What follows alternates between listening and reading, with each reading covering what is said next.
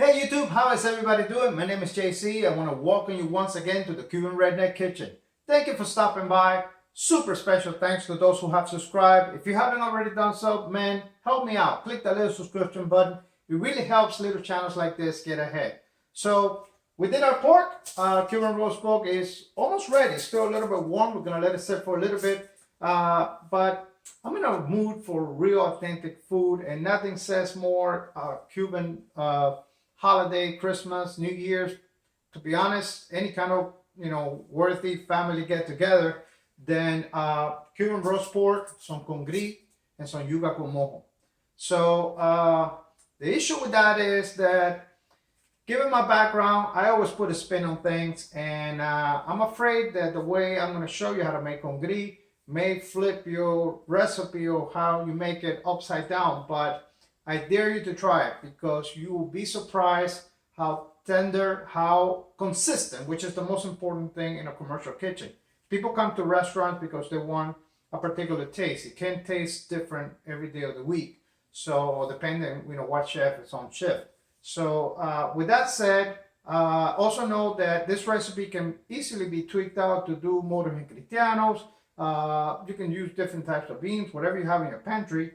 You can add sausages to it and make it a really hearty, family meal to fit 6, 8, whatever. So with that said, let's get cooking.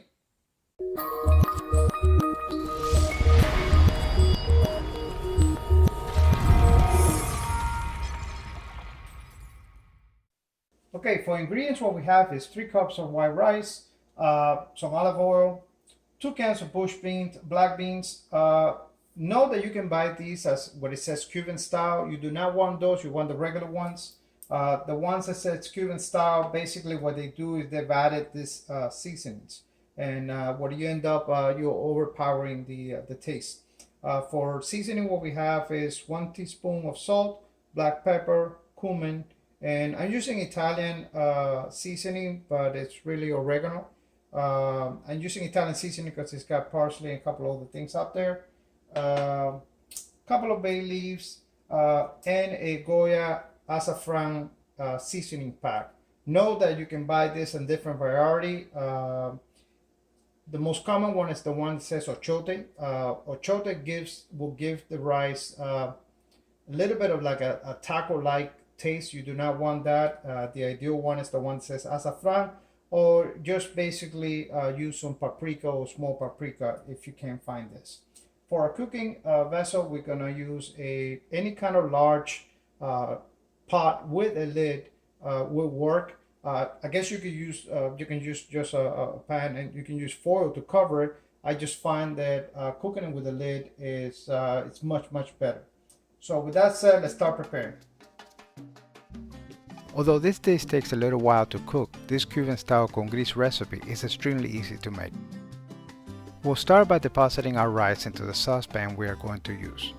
Don't forget that it needs to be oven safe. To the rice, we're going to add the spices and mix thoroughly. Once combined, we're going to add the oil and mix until every single grain of rice is covered.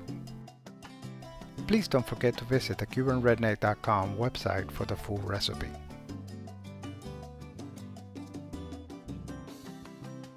Okay, let's drain the beans into a measuring cup and proceed to add them to the saucepan.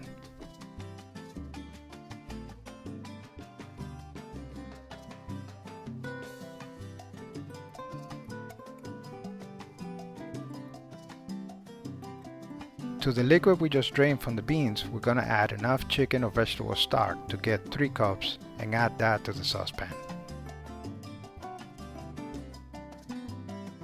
Add a piece of foil to the top of the saucepan in order to make sure that it's well sealed, and place it into the center of a 375-degree oven for 70 minutes. After the time has expired, the first thing we need to do is check if the rice is done. Know that I have done this Congris recipe hundreds of times and it has never failed me. But if the rice is a little bit firm, put the lid back on and give it another 5 minutes. Otherwise, if the rice is cooked, use a fork to fold the rice and the beans together until you achieve a balanced mix. If your Congri or Moros is sometimes on point and sometimes a little bit off, give this recipe a try. I will guarantee you won't be disappointed.